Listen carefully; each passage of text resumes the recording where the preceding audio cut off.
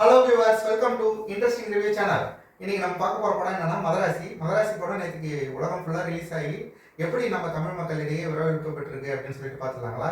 இந்த படம் பார்த்தீங்கன்னா ஏஆர் முருகதாஸோட இயக்கத்தில் வெளிவந்திருக்கு. நம்ம சிவகார்த்திகேயன் சார் நடிச்சிருக்காரு.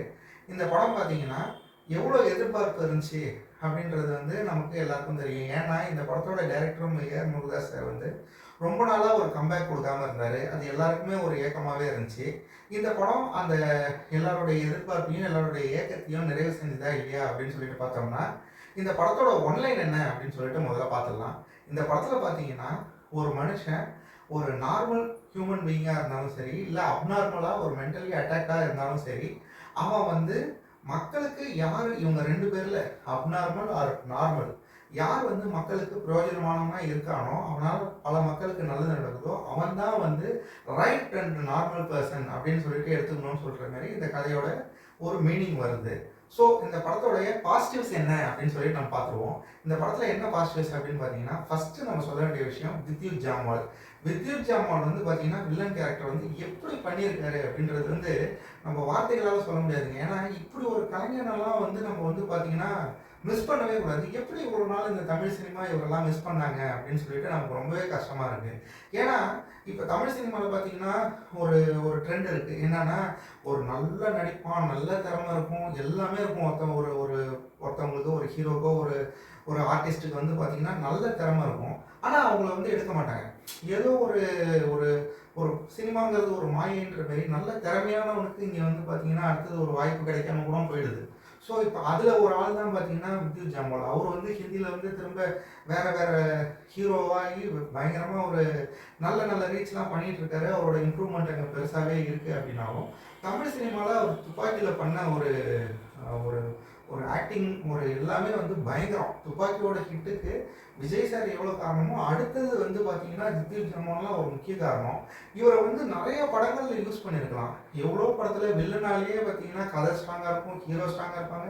ஆனால் வில்லன் ஒரு பொட்டென்ஷியலாக இல்லாததுனால அந்த படம் ஃப்ளாப் ஆகிருக்கும். வித்யுத் ஜாம்வால் மாரி கேரக்டர்லாம் பார்த்தீங்கன்னா கண்டிப்பாக யூஸ் பண்ணாது தமிழ் சினிமாவுக்கு ஒரு பெரிய ஒரு ட்ராபேக் தான். இந்த படத்தில் அதை கரெக்டாக யூஸ் பண்ணியிருக்காரு ஏஆர் முருகதாஸ் சார். அவர் பார்த்தீங்கன்னா அவுட்ஸ்டாண்டிங் பெர்ஃபார்மன்ஸ்ங்க. அதுவும் அவர் ஃபைட்டு பார்த்தீங்கன்னா நம்ம திலீப் சுப்ராயன் சாருக்கு ஒரு சல்யூட் தான் கொடுக்கணும். அப்படி ஒரு கெவின் குமாரும் சொல்லலாம், ரெண்டு பேரும் சேர்ந்து சூப்பராக பண்ணிட்டாங்க. இந்த படத்தை தூக்கி நிறுத்தினதுக்கு காரணம் என்ன அப்படின்னு பார்த்தீங்கன்னா ஸ்டண்ட்டு தாங்க முதல்ல. அப்புறம் இந்த படத்தில் இருக்கக்கூடிய பாசிட்டிவ் ஃபஸ்ட்டு நம்ம வித்யுத் ஜாம்வால், அடுத்தது ஸ்டண்ட் மாஸ்டர் பார்த்தீங்கன்னா திலீப் சுப்ராயனும் கெவின் குமாரும் பயங்கரமாக பண்ணியிருக்காங்க. அடுத்தது என்ன அப்படின்னு சொல்லி பார்த்தீங்கன்னா, நம்ம ருக்மணிலாம் பார்த்தீங்கன்னா அவங்க ஒரு சாக்லேட் கேர்ள் மாதிரி போகிறாங்க. அவங்க சாக்லேட் கேர்ள் மாதிரி இருக்காங்கன்றது மட்டும் இல்லாமல் ஒரு ஒரு ஸ்டோரிக்கு ஒரு ஒரு சும்மா ஒரு ஹீரோயின் ஒரு ஜாலியாக போகிறாங்கன்னு இல்லாமல் அவங்களுக்குன்னு ஒரு முக்கியமான இடத்த இந்த படத்தில் ஏஆர் முருகதாஸ் கொடுத்துருக்காரு. அதுக்கு நம்ம அவரை கண்டிப்பாக பாராட்டணும். அதுக்கு அடுத்தது பார்த்தீங்கன்னா இந்த படத்தில் இவர் ஷபீரும் நல்லா ஆக்ட் பண்ணியிருக்காரு.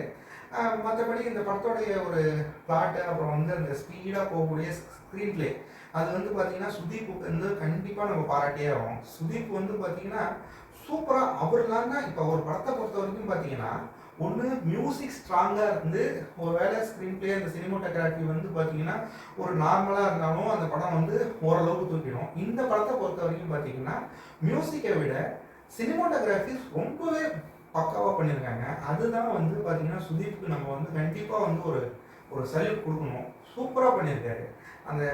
அடுத்தது பார்த்தீங்கன்னா இந்த படத்தில் பார்த்தீங்கன்னா அந்த ரேசி ஸ்க்ரீன் பிளே பார்த்தீங்கன்னா சூப்பராக முருகதாஸ் சார் என்ன நம்ம பிடிக்கணுமோ இப்போ இருக்கிற சுச்சுவேஷனுக்கு கரெக்டாக அதை பிடிச்சி பண்ணியிருக்காருன்றது அவரை இந்த மாதிரியான விஷயத்தில் கண்டிப்பாக நம்ம பாராட்டணும். அடுத்தது நெகட்டிவ்ஸ்.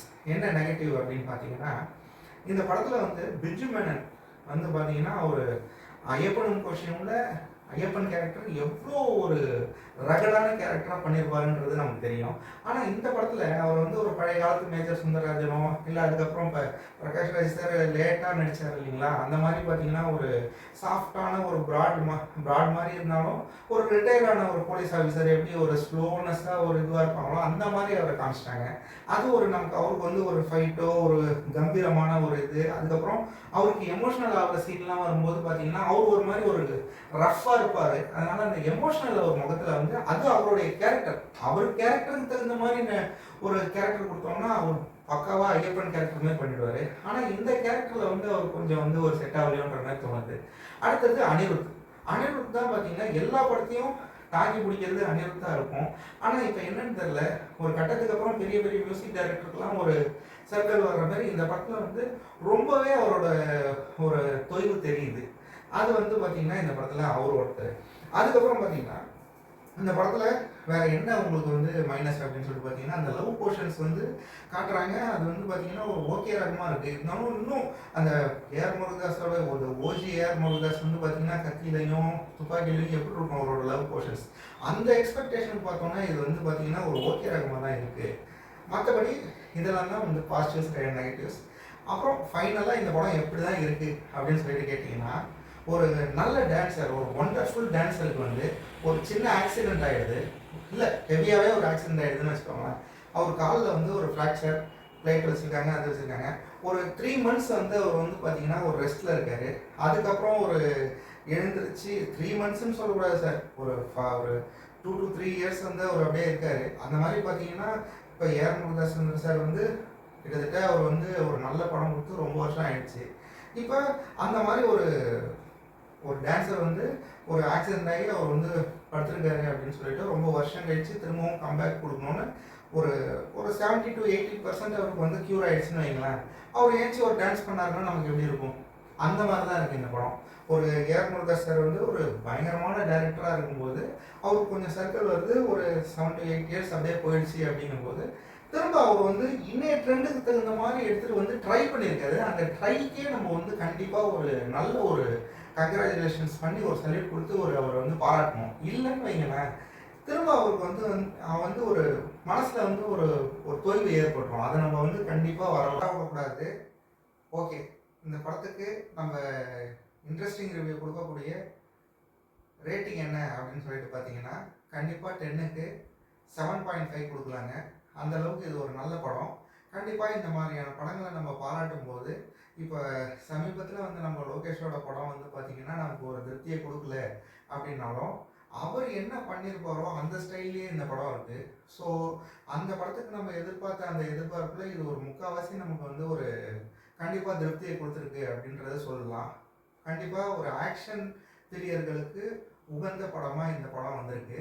யங்ஸ்டர்ஸ் எல்லாருமே கண்டிப்பாக கொண்டாடக்கூடிய ஒரு படமாக இது வந்திருக்கு. நம்ம சிவகார்த்திகேயன் சாருக்கும் பார்த்தீங்கன்னா ஒரு ஆக்ஷன் ஹீரோவாக உருவெடுக்கிற மாதிரி இந்த படம் வந்து பார்த்திங்கன்னா கண்டிப்பாக சாட்டிஸ்ஃபை பண்ணும் ரசிகர்களை. கண்டிப்பாக நெக்ஸ்ட்டு ஒரு நல்ல படத்தோட ரிவ்யூவில் பார்ப்போம். பாய்.